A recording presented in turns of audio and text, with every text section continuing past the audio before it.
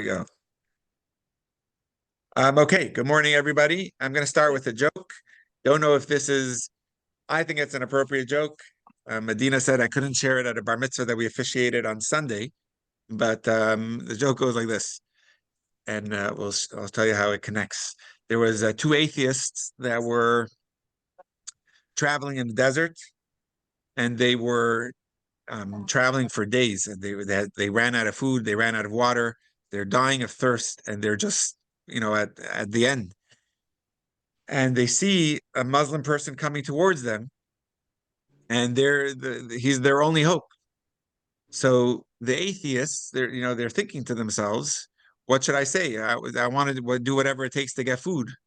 So as the Muslim approaches, he says, "What's your names?" So one atheist is thinking to himself, "If I say my name is, whatever his name is, chances are I'm not going to get what I need." So he lies and he says, "My name is Muhammad." And the other person is thinking to himself, I'm not going to lie. If this is the end of my life, I don't want to end it on a lie. So he says, my name is David. He says, he's being honest.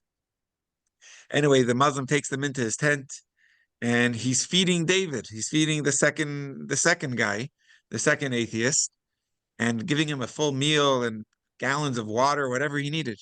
So the first person who said his name was Muhammad is like thinking to himself, what about me? I'm like, I should be a brother of his. And the Muslim turns to him and he says, isn't it hard to be fasting for Ramadan? Isn't it? So I say that because we're learning today about fasting, about the importance of fasting. Is it the right thing? Is it not the right thing? Um, and also about being truthful to who you are and making sure that oftentimes we get carried away in certain things and we lose the focus of what's the most important. And really, when it comes to teshuva, which is the main topic of this series on the book, is teshuva. And so we're going to go. What we're learning is the Hasidic understanding or perspective of teshuva. So chapter one, which we, really detailed over the past 5 or 6 weeks, I think, was a lot of it was myth busting, which means what we were learning is that there's a lot of parts that people understood to be part of Teshuvah and they're not, which was fasting, praying, crying, confessing, regret, remorse, um, um, uh, all of it is nice things, but it's not part of the mitzvah of Teshuvah. The mitzvah of Teshuvah, the commandment of Teshuvah, is actually a commitment that you're making that I violated my relationship with God and I won't do it again. So it's owning up to it, but it's more about the future and saying that I'm not going to do it again. Um, and like the word Teshuvah itself means, Teshuvah doesn't mean repentance, like the Rebbe points out. Teshuvah means to go back, to return, to go back home. Good morning, Steve. So the chapter ended that there's many references to Teshuvah in the book of the prophets in many places, and it talks about even hurting the body. And we call it sigufim, which is like self-afflicting stuff that a person would do, whether it was like rolling in snow or things that they did in the olden days. So the Alter Rebbe makes it clear that, first of all, suffering is not something that is self-inflicted. It's not something that we can bring on ourselves. It's something that's in God's hands. If God chooses to do that as a part of your atonement, that's up to God. But it's not something that our job is the teshuva part. The atonement is on God's part. So then we learned that fasting, it can hasten, some people fast in order to quicken the atonement. That instead of it taking so long, if I fast, I'm showing more commitment over here. So it's going to hasten the atonement process. Or it's in order to avoid punishment, where that if a person sinned, even if they did teshuva, there still is a stain on their neshama, and that could be affecting them in the next world, and they don't want to have that effect, and therefore they would do a certain regimen of fasts in order to avoid a punishment or a cleansing in the next world. By the way, I will tell you, and it's not really related to our discussion, but I just want to pause there for a second. We learned actually in an early, like all the way in chapter 6 of the first book of Tanya. So, this I'm going back 4 years ago or so. We learned that there's an idea of chibut hakever, which is, more of a Kabbalistic idea that a neshama that is stained when it leaves this world, which means it didn't do a proper teshuva, and therefore there's a stain that remains. It needs to be cleansed, and the neshama goes through a very painful cleansing process called chibut kaf akela chibut hakever, which is like the idea of the neshama witnessing itself what it did, and it brings a huge amount of shame because it still has that stain, so therefore it feels it, and it's almost like the neshama being thrown back and forth between worlds, watching what it did.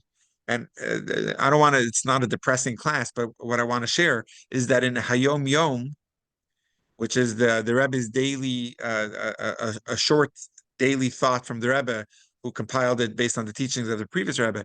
He actually writes that memorizing Mishnah and memorizing Tanya by heart, and you have it like almost it's a part of the DNA of your soul because you know it by heart. And when you memorize this, you go wherever. If you're going on a hike and you're thinking about Tanya, you're thinking about Mishnah that you learned, that actually staves off, or I don't know what the right word is, but it actually removes the stain on the soul, which is a pretty cool idea. So as a child, what we would do, it's not that we necessarily were thinking of the stain on our soul, but it's just a very important idea where we would memorize things by heart. So, for example, my Yassi, who's having his bar mitzvah, God willing, on Passover, on Pesach, in a couple of months, he memorized the first 12 chapters of Tanya by heart, actually in the Hebrew. Like 12 chapters in Hebrew by heart, which is an incredible idea because having in your back pocket Tanya by heart is actually an incredible idea, and it's just good for the neshama, it's good for the soul. So fasting for some people, it was in order to avoid a punishment or a stain on their soul in the next world. Or if they felt that even though I did teshuva, it wasn't fully adequate. I wasn't at the right place in my teshuva, and therefore they want to add to it. So they'll fast. They'll supplement their teshuva with fasting. But the Alter Rebbe is making it clear in chapter 1 and carrying it over to chapter 2 and 3 now that that fasting is really not part of teshuva. It's not the mitzvah of teshuva. Rabbi, can I ask you a question? Yeah, for sure. So you said that some people might do fasting as an additional way to cleanse their soul, or but it's up to God. I mean, our teshuva means return to God or return to our essence. So our job is to say and really mean it with kavanah. God, I'm really sorry for what I did. I will not do that again, whatever that was, and to truly mean it. So when you talk about the fasting as being something that, the neshama might like it when we pass away, but really, if we are, we want for the rest of our lives, if we do something that we find now to be, wrong, reprehensible, whatever, we can continue to say, God, please forgive me. I'm returning to my essence. I'm returning to you, with or without fasting. In other words, that is our teshuva, that we return, and we can talk to, we have the direct connection. We can talk to God anytime, or as Adina says, spontaneously, so therefore we can make that supplication as our continuing teshuva for whatever it was that we did yesterday, last week, last year, when we were 20, when we were 10, correct? Yeah, okay. And not only correct, Nancy. I love you bringing this up because I think, if I remember correctly, you wrote about it in one of the chapters in the 40s. I think it was chapter 42. What we learned was, I think, such a powerful idea that resonated with you. As well as all of us. But I remember you highlighting it, was that as we mature in our relationship with God, our teshuva has to develop and mature as well, which means that the teshuva that we, relied on 2 years ago when we committed it, when we, violated a certain negative mitzvah or positive one, as we grow in our relationship, our teshuva has to grow as well, which means we can't just rely on the teshuva from a few years ago, which I found to Right. be a fascinating idea, which is similar to what you're saying now, that we are constantly in that mode of teshuva, and fasting is not something that we need in order to improve the teshuva. Is that what I'm understanding you're saying? Right. I mean, there are fasting days that are in the Torah, and we're going to talk Right. about those And separately. that's And not I'm not exactly, talking about that right now. exactly, What I'm talking about is the whole idea of the connection, so to speak, of fasting, which is more about atonement. And yeah, atonement is a separate category exactly, than teshuva. And I'm not making one more or less. I'm just exactly. making the distinction. Separating. Exactly. Okay. Yep. All right. And what we're Just wanted doing to. today is, even though I made it clear and you're making it clear that there is a distinction between the teshuva, which is the mitzvah of the commitment to not do it again and letting go of it, and fasting, what I'm going to explain today is that where fasting does come in, um, as an addition to teshuva. And again, I think I said the spoiler last week that we have to wait till chapter 3 to fully appreciate that fasting is not the method for our generation, but it does seem like in the days of the Alter Rebbe, it was the in thing. That's what everyone did. And the Alter Rebbe wants to make it clear that there's a distinction between teshuva and fasting. Don't think that just because you're fasting, you're fulfilling teshuva. Teshuva is its own thing. Or if a person wasn't up to fasting, don't think that you can't do teshuva. Teshuva is the mitzvah. Fasting, what we're going to learn today, is an additional thing, and that's really where I want to get into. That there's most relationships. Let's explain it this way: most partnerships, whether it's a spousal relationship, whether it's a parent-child relationship, whether it's a sibling relationship, whether it's a colleague or employee relationship, most relationships could be repaired. It's almost like, maybe, it's not written anywhere, but there's like a three strikes and you're out, where a person could make a mistake and apologize, um, and because you could have had a bad day, and that's understandable. It's not, and it's forgivable, I should say, meaning you shouldn't, but you get a few chances. But then there is a certain type of relationship where it's a one strike and you're out. There's no chances. The type of relationship that is like in the olden days, for sure we could relate to it, is a king relationship. If a person messed up with the king, there's there's not many second chances. Um, right now, and the way it should be, is that there's a balance of power. That just because the king got upset at you doesn't mean he has the rights to do whatever he wants to you. That's how it is now, which is, I think, the correct way. But in the olden days, if you think of the Tsar of Russia, maybe even the current president of Russia, but definitely in the olden days, um, if you mess up, it's you're out. That's the way it was. So even if you would hire, this is the way the Alter Rebbe refers to it, even if you would hire an advocate to um, um, plead on your behalf in front of the king may forgive you, but you're still out, which means he may not want to kill you anymore, but you're not invited back to the palace. He forgave you, but you're still at a distance.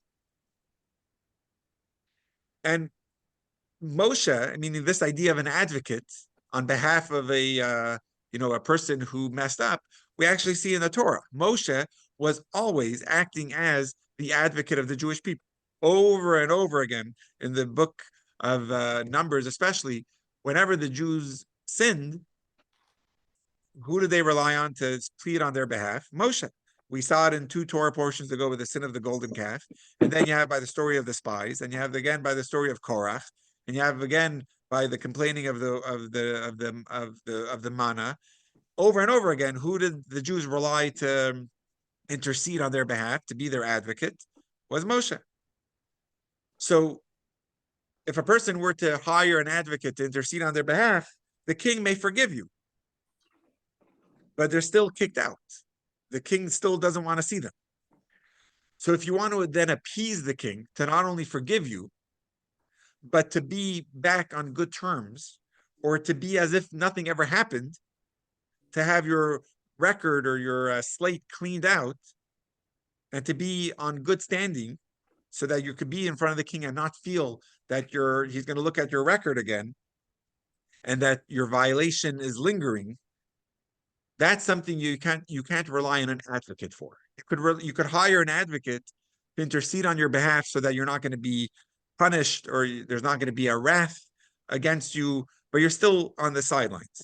If you want to be back on the field, if you want to be back in the palace, it's not something you hire an advocate for. That's something you have to do on your own. It's something voluntarily that you would do to show your absolute care, going above and beyond. So what they would do is they would send a gift.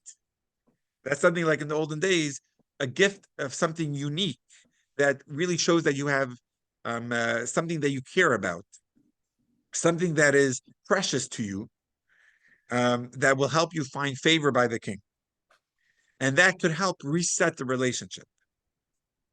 So again, in many relationships, you don't need this fancy gift, because most relationships today have a 3 strikes and you're out relationship, which means you don't need a reset after one mistake, because you could easily be forgiven.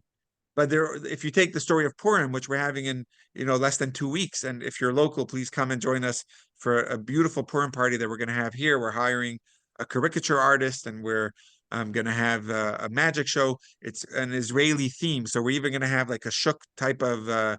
You could press your own juice making, pomegranate juice and orange juice. Which, if you go to Israel, it's a very standard thing in any shuk you go to. Anyway, it's going to be a lot of fun. But in most, how did I get into Israel? That in the story of Purim, Haman, or take Achashverosh, the king, he was mad at Vashti. He killed her. He was mad at the Jews. Haman was able to convince him. He was ready to annihilate the Jewish people. Right? That's how it works in many of the kingdoms. So if you want to show that you want to be back in good favor, and want to reset the relationship with a king, you would offer a gift. And that's really something meaningful for the king, because it's coming from you. It's voluntary. It's not something obligated. It's not something forced on you to do. Like an advocate, it's something almost forced, because if you're not going to do that, you may be killed. So you definitely want to hire an advocate and intercede on your behalf. But to take it to the next step, that's something that you're doing on your own. It's a voluntary thing. In temple times, and I'll take questions in a moment, I just want to make sure this idea is clear. In temple times, if a person violated a certain commandment, whether positive or negative, there was an offering that had to be, sorry, not positive. If a person violated a negative commandment, which means, let's say they violated Shabbat, there was, whether it was intentional or unintentional, there was a different offering that they would be obligated to bring. But if a person violated a positive commandment, they want to show the goodwill to God, they would voluntarily bring an Ola offering, which was an all-consuming offering, but it wasn't something that they were commanded to do. It was an optional thing, but it was them showing their goodwill and wanting to deepen the relationship. They would offer an Ola offering, which was a total voluntary thing. And the Talmud called that a gift. So nowadays, we don't have a temple and we don't have those voluntary offerings. So substituting that offering nowadays would be the fasting. So fasting, it doesn't fill the place of Teshuva. But if you were to try to explain where does fasting come in the context of forgiveness, atonement, that would be the voluntary gift that you're bringing to the king to be back in good standing the way you were before the violation. So it's a second step in the process of teshuva. So just to summarize, till now I was saying that fasting is not part of teshuva at all, and that's what the Alter Rebbe was saying in chapter 1 very clearly, that teshuva is about commitment to the future. There are colors to teshuva, which is remorse, confession, crying, and fasting, but that's not teshuva. Now the Alter Rebbe is adding in chapter 2, where would teshuva come in? That would be like a second step. In addition to the tshuva, you want to show God that you want to be back in good standing as if the sin never happened. And that's a step of fasting. And again, we're going to get a little further that nowadays, even that part is not necessary. But we're talking about where the Alter Rebbe was holding in the 1700s and 1800s. And that's where we're holding. Lynn, I know you were first, and then we'll go to Freda as well. Yeah. Okay, so this might not apply, and if not, then save it for another day. But my daughter and I were talking about gifting and gifts and stuff, and she kind of reprimanded me because when I go to someone's house, I always bring a gift, either flowers or a candle or Yeah. something. She's, Mom, you were bringing like an offering so they'll accept you as a friend. They already accepted you because they invited you. So stop trying to do something extra. You've already been accepted. And she says, you need to stop bringing gifts. I don't know. What do you think about that? Maybe it's our upbringing. Maybe Nancy feels the same. Maybe she says it's a it's a compulsion, Mom. It's not something she says you take time and energy to do this. You don't have to do it. Stop doing it. I don't know. I just, I've never thought of that before. Well, I kind of like it. She's, Mom, stop it. Okay, Nancy, let's hear. I have to tell you, as a family member with the same grandmother and the same grandfather, although we had different mothers and fathers, you bring a hostess gift as a way to say thank you for inviting me. It's not to say please accept me. It is your recognition that the hostess or the host is going out of their way to invite you into their home. And so it's your way of saying, it's just a little something that says, I appreciate the invitation. I know you accept me as a friend, otherwise you wouldn't have invited me. So that's my take on it. I think our family instilled in us the value of a hostess gift or host gift as being just a little something that says, I appreciate being invited. I know you accept me as my friend, as your friend. That's all from the family perspective. I'll And give you G. yeah, exactly. And I would actually, I just want to add a point. We're not going to get into ethics and what's right and wrong. I could just tell you from more of a Torah standpoint. I was just studying this recently. I forgot, or maybe in the Rambam that I study daily. It actually talks about bribery. That if a person was taking a loan from someone, you're not allowed to, since we're not allowed to take interest on loans. And a judge is not allowed to take bribes in court.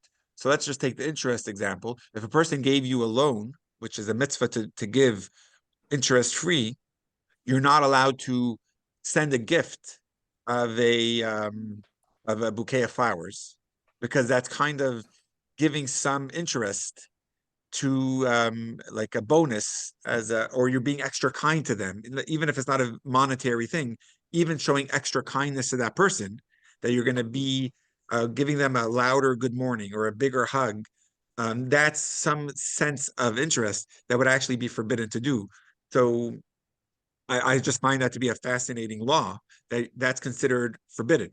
So if it's a standard thing that you always do and they would be expecting anyway, then you could continue. But if it's something that's unexpected, and you're adding it now because of the kindness that they did to you, that's almost not appropriate in the terms of a loan. And the same with a judge and accepting a bribe.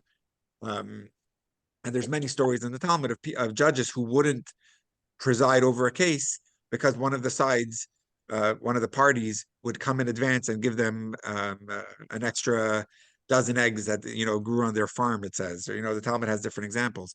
So obviously, back to you, Lynn, for sure, bringing a small gift as a nice gesture is not trying to get better goodwill and get another invitation. It's just a menschlich thing.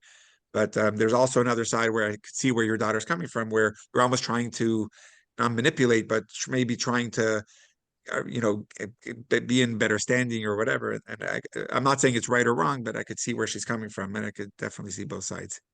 Thank you. I appreciate that. And it also talks to the lesson of the half shekel. that we Right. just had. Yeah, Yeah. interesting. Right. It has to be half. Very good. Yes, Nancy. But- Oh, and I know. Yeah, go ahead. To say, just in response to what you just said, so a judge or a policeman, those are officers of the law. Those are officers of the court. Those would be the Sanhedrin in those days, in the Torah.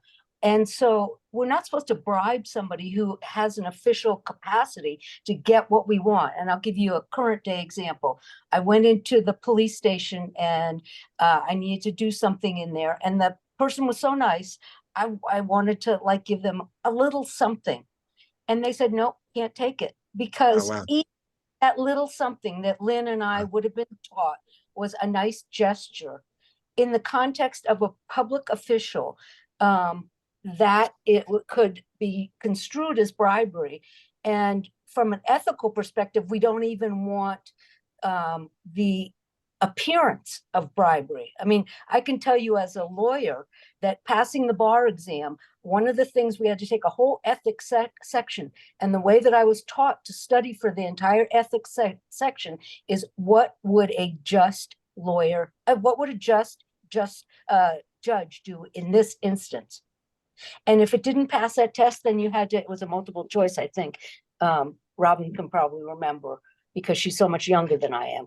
But anyway, in other words, but the point that the distinction I think that you're making, Rabbi, from the Talmud is the distinction about a public official. Whereas I think what Lynn is talking about is going over to a friend's house, which is different in my opinion. And I mean, I was saying even to a friend, if it's if it's a loan that they gave you, you can show extra favor to that person more than you usually would because they gave you that loan. Because that's a side. It's called the sand of interest, avak ribis. It's called. It smells of interest there because you're doing something extra for that person, and that would be forbidden. Actually, it's not so related, but I just wanted to bring that up. Okay, so we're just going to continue here. Yeah, go ahead. Frida had a comment. She's not there anymore. So when she comes back, I was going to ask her. But until she's back, I was going to continue.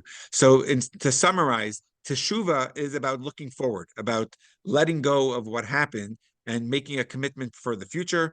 And fasting in chapter 2, the way we're bringing it up, is it could be used in a place in order to try to fix the past, in order to cleanse and to clean a slate of what happened in the past. It's to repair and fix the past.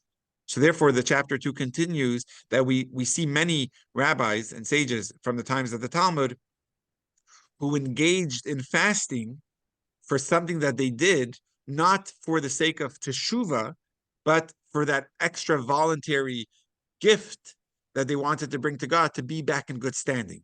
And for us, it's not really so relatable because we're not on that level. The higher a person spiritually is, the more spiritually attuned they are, and therefore the bigger the flaw or the repair, the bigger the flaw is, and therefore the bigger the repair has to be. For example, for Moses, hitting of the rock, he was banned from going into Israel. For any of us, we still listened to God and we still brought honor, we wouldn't be on that level. But for Moshe, on the level that he was held to a much higher standard or higher caliber. So similar to that, the chapter, as we read last week, it describes different great sages. It talks about Rabbi Elazar ben Azariah, who was one of the great sages of the Talmud, and we discuss him in the Haggadah. It talks about fasts that he did for violating not even something that he felt was wrong, but for not protesting on behalf of the sages. What it was is about on Shabbos, we're not allowed to violate Shabbos, and we're not allowed to cause our animals to violate Shabbos either, right? It says in the Ten Commandments, we shall rest, us, our children, our wives, our servants, and our animals. So it even says our animals shouldn't work on Shabbos. They don't plow our fields on Shabbos. So it talks about an animal who would, a lot of times, in order to identify which animal belongs to who, they would have a strap around their horns. It was for beauty, but it could also be for identification. So there was a certain strap that the rabbis argued with Rabbi Elazar, would an animal be able to walk outside on the Shabbat carrying a strap between its horns? The Rabbi Elazar said it's forbidden. and the sages, sorry, Rabbi Elazar said it's permitted, the sages said it's forbidden, and Rabbi Elazar observed how a neighbor of his was carrying, the animal of the neighbor was carrying the strap, and he didn't protest. So since he didn't stand up for the honor of the sages, even though he felt it was permitted, he fasted, it says, till his teeth turned black. And we see another example, which was about Beit Shammai. They argue about a purity or impurity, about a certain vessel. We don't have the laws of purity as much now, but in the olden days, a Kohen who, for example, was in a home where a person passes away was impure, and they would have to go to the mikveh before going back to the temple. Or the same thing is also for us to attend a Seder. In the olden days, we had to be pure, which means if someone had to tend to a burial within a week of Passover, they actually wouldn't participate in the Seder of the Paschal Lamb offering. They would wait till the next opportunity, which is the second Passover, which actually came as a result of simple Jews being impure in the times of the desert. So anyway, in the laws of purity and impurity, talks about if anything in the house, in the room where a deceased is, anything, the chair, the table, everything would become impure. But what if something is is sealed in a container? What about what's in that container? If it's sealed, it's vacuum packed, it's sealed well, would it become impure or not? So the Beit Shammai, he differentiates, if I'm not mistaken, between if it's a pottery vessel, then what's inside is pure. And I have to look up the exact words, but if it's a metal vessel, then what's inside is impure, either something like that. And one of the rabbis was ashamed at Beit Shammai's, at the house of Shammai's comment. He said that doesn't make sense, and he says, "I'm embarrassed of you," meaning that's a illogical statement. He was basically saying. So because he said something so shameful to the house of Shammai, he fasted also many fasts. So we're not on that level to fast because we would be fasting our whole life if such a comment would call for a fast. But the higher the person is, the bigger stand of their gift that would have to be.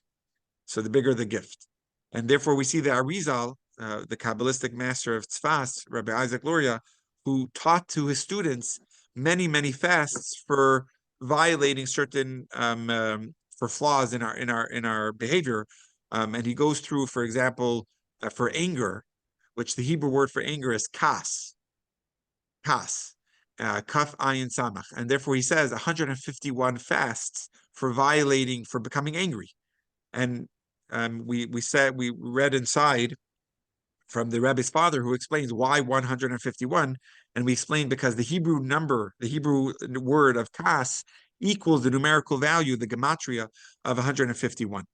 And then we said for neglecting prayer, we would fast, if I'm not mistaken, we said 53. I guess we have to open it up again. And for,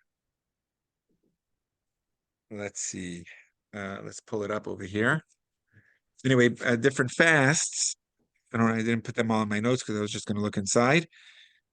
So let me just, I want to read some inside, but I just want to read one more point. So a lot of the chapter that we're reading now, and the next chapter as well, is talking about that fasting is an additional step to improve on our wrongdoings of the past.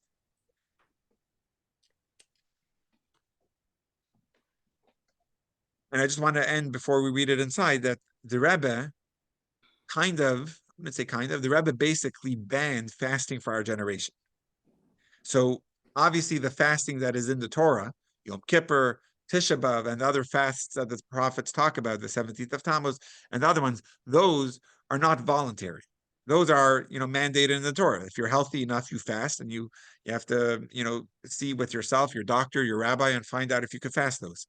But voluntary fast, which was really to improve our wrongdoings of the past, or for anger, or for whatever else that Rizal is talking about, etc. The Rebbe said for our generation, that is not the appropriate method to improve our wrongdoings. So we need teshuva, and we need to improve our wrongdoings. but it's not going to be done through fasting. There has to be another way. And in chapter 3, the Alter Rebbe is going to start talking about it, which is substituting the fasting with charity. So the amount you would eat in a day, let's say it costs $20, you would give those $20 to charity, but you would still eat.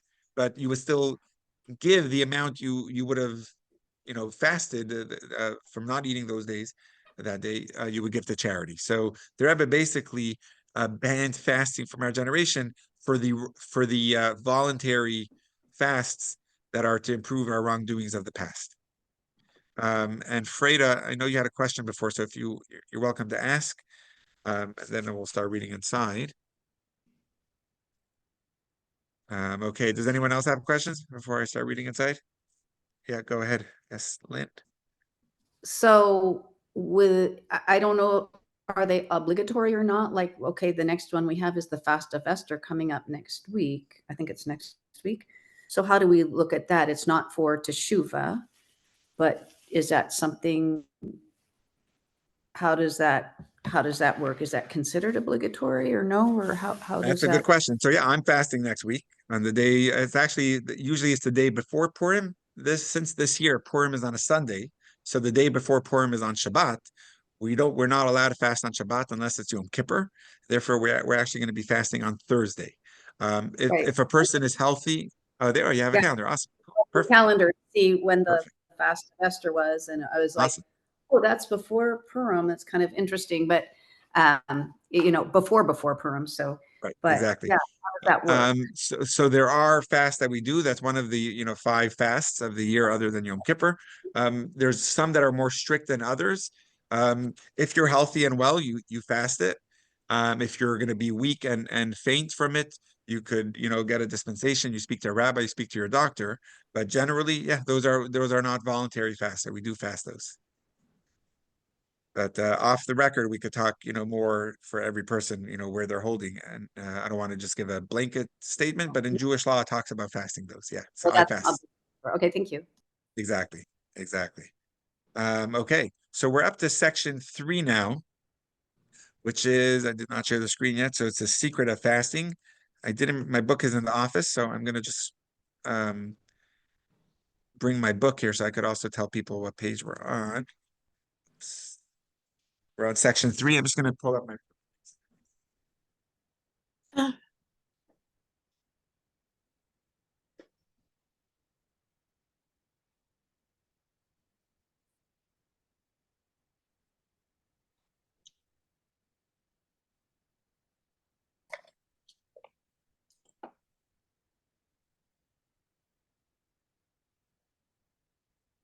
Know where my book went.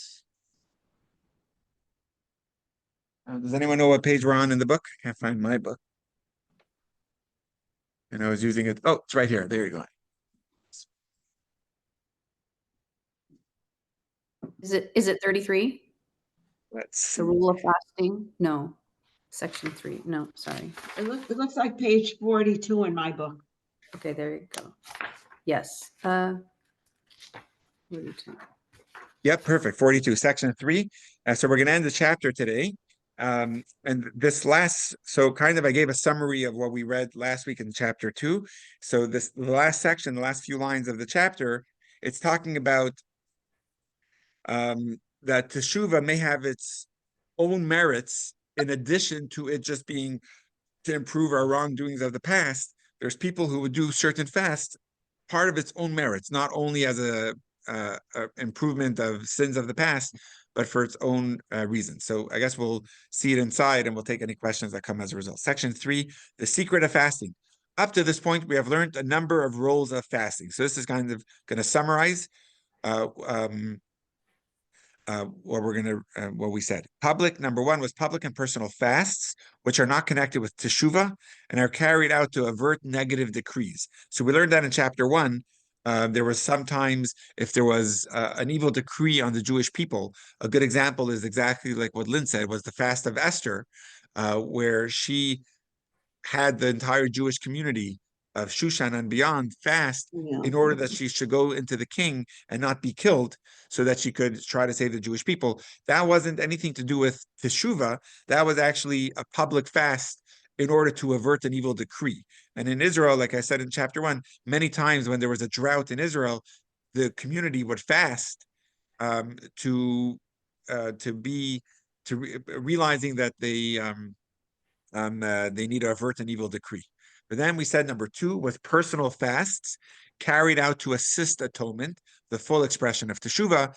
And finally, chapter 2 was saying that it's a voluntary thing, like a gift that you're bringing to God, which was number 3, personal fast carried out as a post-atonement gift to find favor in God's eyes. So even if you just tuned in now and you weren't fully involved, that's fine. Over here in the past few lines, I just summarized the 3 parts of fasting that we have learned. Now we will learn a 4th role of fasting. And in general, there is a secret power of fasting. The above 3 roles for fasting were sourced in the Talmud. Even Arizal's advice, based on the Kabbalah, had its foundation in the Talmud.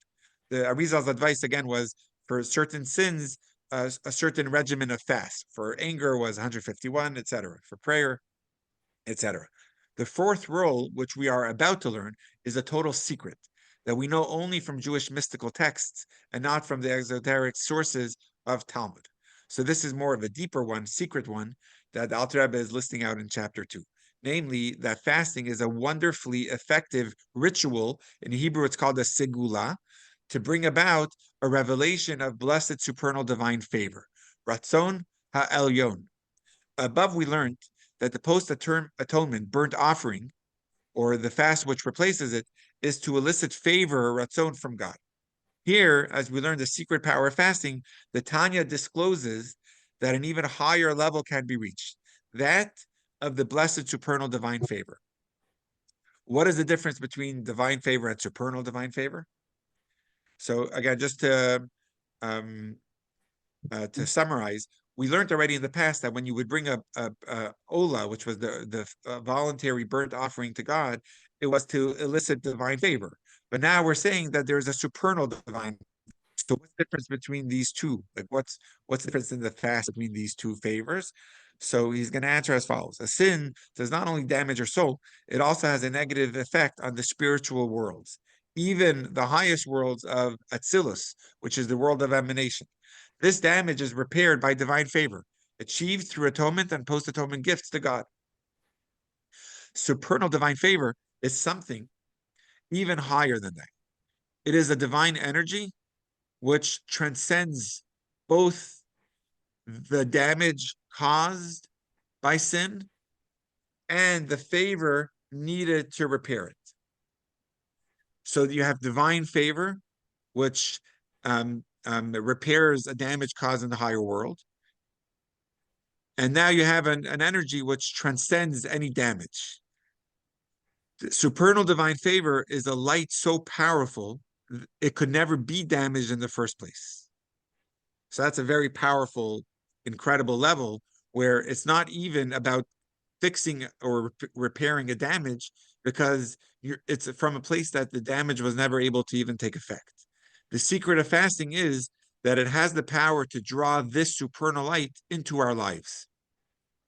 So therefore, people would fast not to repair anything, but to elicit a place of divine favor that was from a light so powerful that it was never even damaged in the first place. In this sense, a fast is like a sacrifice, which causes a spirit of satisfaction to God, which in Hebrew is a term from the Torah, from the Torah portion of Tzav in Leviticus, where it says, a reach nechoach, which literally means a pleasing aroma, or a spirit of satisfaction to God. Rashi interprets this verse to mean that God says, it gives me satisfaction that I spoke and my will was fulfilled. The Hebrew to that is nachas ruach she'amarta v'naseh ritzoni. It gives God nachas that I spoke, that God said something and we listened, that his will was fulfilled. From this, we see that a sacrifice is also associated with the level of ratzon, that it's associated with the level of divine will and favor. As the verse states in Isaiah and Yeshaya, will you call this a fast, a day of favor to God, which implies that an acceptable fast is a day of favor. Meaning Isaiah was, if I'm not mistaken, was reprimanding the Jewish people of the fast that they were having. I think the whole chapter 58 is a fascinating chapter. I don't remember all the details, but the point of the fast is that it should be a favor to God. It should be something in order for it to be an acceptable fast, it has to be a day of favor. So that's the secret of fasting, that it brings supernal divine favor into the world. And that's hinted by the words of Isaiah, which describes a fast as a day of favor, which is ratzon. It has to be a day of ratzon, a day of favor. The Tanya stresses that this verse was said by Isaiah, whose vision of the divine chariot was unsurpassed. So we know Isaiah is the one that had the vision of what's called in Hebrew the Merkava, which was the divine chariot, where he saw what was going on in the higher worlds, and he saw what was the legs of the chariot. He saw the face of an eagle, of a lion, of an ox. Just an incredible vision. So this is coming from Isaiah, from which we can conclude that he was uniquely empowered among the prophets to perceive the sublime energy of supernal divine favor. So Isaiah was the one able to appreciate what divine favor to God looks like, because he had a vision that was unsurpassed even by the prophets. And therefore Isaiah is the one that's telling us that a fast is about a day of favor to God. So this, what we just concluded the chapter with, is a deeper level of a fast. And again, as much as we may be excited and tempted to fast now, I am going to give you the bottom line, that as much as we're learning about fasting, the Rebbe says that our mode or method of finding divine favor is not through fasting. It's more actually through joy. So I'm already kind of, I don't want to dampen the chapter, but our way is more about simcha. If a person is living a day joyfully and happily, that's actually finding divine favor. In the olden days, the way they would find divine favor was through fasting. And this is like from Isaiah, that to find true favor in God, it's not even for repairing a wrongdoing. It's not for trying to get in a better standing as a gift to God. It's not to avert an evil decree that is upon the community or upon you personally. It was to find the divine favor in a place where mistakes don't even take effect. No damage and repair needs to be taking place. There are about these fasts. There's a fast that is called a tainat halom, which is if a person had a dream and they don't know what it means and it was bothering them so much, they would actually fast in order that they be shown the interpretation of the dream. So then again, that's a personal fast that a person is not doing as a voluntary gift to God. That's a personal fast to delve into themselves and find something that's bothering them. Then you have the public fast, which was a decree upon the Jewish people. And then you have a fast for helping the teshuva process, to hasten the atonement for the teshuva. You have a fast that is related to be in better standing, that after you hire the advocate and you have been forgiven, you want to be as if it never even existed. You want to clean your slate. So like I gave an example last week, they may do community service, even if it's not mandated by the courts. They're doing it because there's a flaw in them that they're not happy about, and they want to improve their character. And if they were able to sin in such a way, there's something wrong with them. So they're looking to improve it. So in days of old, that was through fasting. They're improving themselves. They're showing the goodwill to the king, to God. And then the last thing from Isaiah, what we're learning is it's simply to find better favor in God's eyes. And what I'm ending the chapter with, is that even all these, whether simple fasts or mystical secret fasts, is not something we really do nowadays. I'm just going to conclude with some practical lessons. This is actually just a summary of the practical lessons that we learned in the chapter. So if you're looking inside, it's actually just summarizing the practical lessons of in the book. If you're looking inside in the book, you'll only see one of them on 43 now, but I'm going to read all of them. Complete atonement and forgiveness means that you are totally free of any pending punishment. So people would fast in order that there's no punishment, whether in this world or the next, that they would still have to suffer. But even then, your history of sin still tarnishes your relationship with God. And that is why in temple times, a burnt offering was brought as a post-atonement gift. A post-atonement gift represents a general reconciliation with God, enabling you to appear before the king and satisfy him with your worship.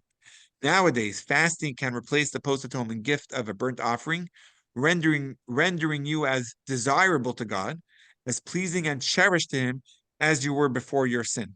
And the final thing that we learned today is the mystical secret of fasting is that it brings supernal divine favor into the world. So that's an even higher level, a place where divine favor, where even any sin doesn't damage, and therefore fasting is reaching to that level and bringing that into the world.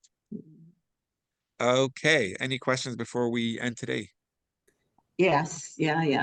Okay. Can you hear me okay? Yeah, we hear you. Okay. Morning, Naomi. Yeah, okay, so just checking whether I heard this correctly.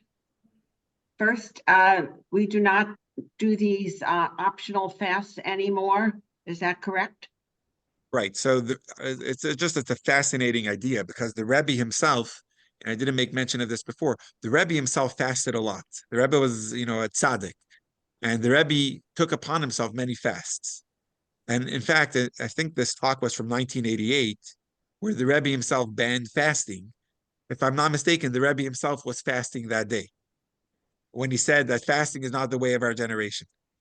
Um, in the olden days, there were many fasts. Like it's even brought in halacha that it says that a lot of times on holidays, as spiritual as it is, people are hanging out more. There's more chance and opportunity for gossip. There's more lightheadedness and drinking. So therefore, there were people that the Monday, Thursday, and Monday after a holiday, they would fast. And there is Chevra Kadisha, the burial society.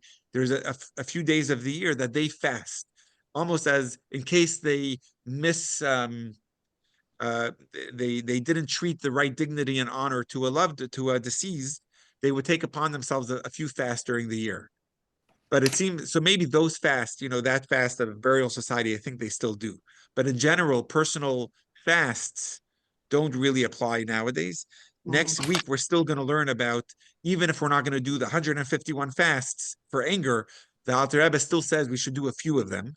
But what I'm ending today with is exactly like you said, Naomi, that the Rebbe said that any of these personal voluntary fasts is not the method of getting closer to God. So, For well, I most was the Rebbe fasting then.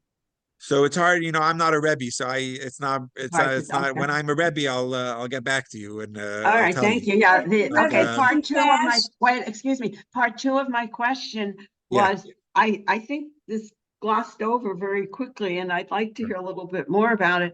That what has replaced fasting to gain God's favor is to be happy. Yeah, so chapter 3, we'll get more into it. But the Rebbe said the method that's needed in our generation is one of simcha. Simcha is the key to the heavens. And if I think there's a beautiful tzaddik master. He quotes, I forgot the exact Hebrew quote, but he says that based on the liturgy we say in Slichot, in our penitent prayer before Rosh Hashanah and Yom Kippur, we say Sharei Ma'ot Eina Ninalin, which means the gates of tears are never closed. And that's a beautiful, because there's certain gates and certain times of the day and certain opportunities. Those gates are open, and parnasa, livelihood, or health, you want to access those gates. But the gates of tears are never closed. You could always access through the gates of tears. But a Hasidic master adds on that the tears, the gates of tears are never closed. But the gates of happiness could break through any gate, whether open or closed. Happiness could break through it, right? Simcha poretz gather. Joy breaks through barriers. So even if there's a closed gate of the heavens, simcha, which is joy, happiness, could break through those barriers. These weeks I'm living a lot more with the mode of simcha, and I'm emphasizing it a lot more. Number one, because we're in the month of Adar, and that's a time of joy. So simcha is the access point, but also because I'm giving a class on happiness, and we have, thank God, around 25 participants in the class, and I'm getting an incredible amount of feedback of people who are just on a we had a person who came last night. He's not Jewish. I think he's Indian. He just came for the first time. His name is Nishit. And he was, he was so inspired by trying to live a life that is happiness is the default, which is, something we have to work towards. So I'm living on that higher Wow, place yeah, of I simcha. love So that. anyway, Freda, go ahead. I know you had a question. Rabbi, the Rebbitzin fast? I don't know. I know the Rebbitzin, the Rebbe life we know a lot more about. The Rebbitzin lived a much more discreet life that we don't know a lot about the Rebbitzin. So I can't even tell you if anyone knows. I mean, I definitely don't know if the Rebbitzin fasted, but I don't think anyone would know what the Rebbitzin did in her personal life because she didn't want to share it with anyone. She lived a much more personal, like to the point where if someone gave her honor, like she never even went to 770 because she didn't want honor. She ran away from it. It said that in the earlier years, in the 50s, shortly after the Rebbe became Rebbe, she would shop at the local grocery store. And when people knew who she was, and they would like move out of the line so she didn't have to wait in line to honor her, she never went back to that grocery store again. She didn't want people to know who she was, which is a fascinating idea. So I really doubt, Freda, that anyone would know, what she did. And I know that's always told, pardon me for interrupting you. Sure. I was always told that tzedakah was the replacement for fasting. fast. Right. So that's what we're going to learn next week. Exactly. So that's coming up next week. We're going to get to there. And I think I mentioned it a little bit earlier that, we replace our daily value of our meals with tzedakah. So whether it's $18 a day, whatever it is, depending Right. if you have steaks and caviar, whatever you have in your daily diet. Yes, Lynn. Okay. So, but I think one thing, and maybe you'll cover this next week, I think there's a benefit to us. We're talking about how there's almost a benefit to God or the relationship, but I think it awakens our body and our soul to a deep hunger with God, because every time we're hungry, we have to turn away from our physical hunger and redirect it.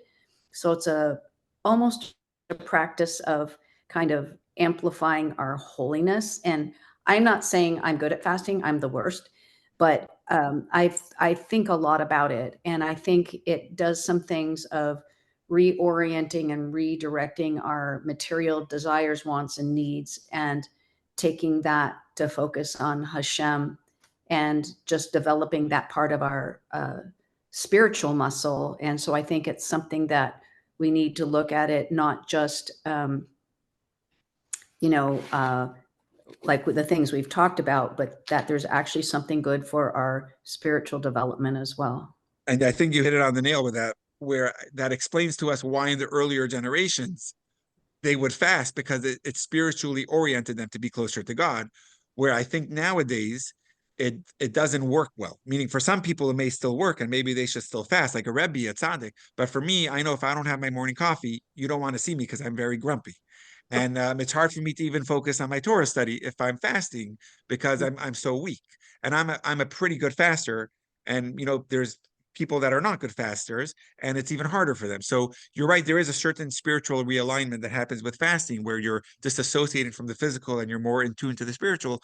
But I think the Rebbe was I'm not the one to say the Rebbe was right or wrong. For sure the Rebbe was right.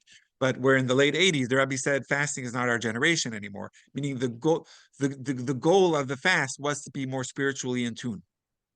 Was that happening anymore with our fasting? I doubt it. Is that happening now?